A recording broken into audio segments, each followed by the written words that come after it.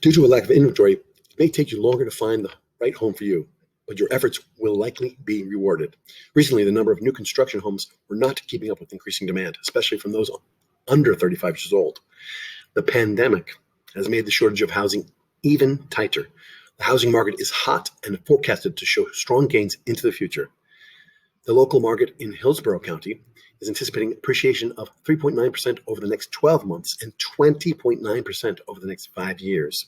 So while it might take a little more persistence to find your next home, stay with it and don't get discouraged because the financial opportunity is significant.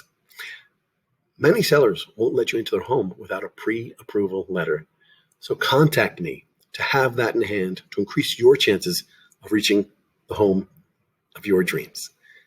This has been James Graff with Advisors Mortgage Group, and you can reach me at 732-500-6883. That's 732-500-6883.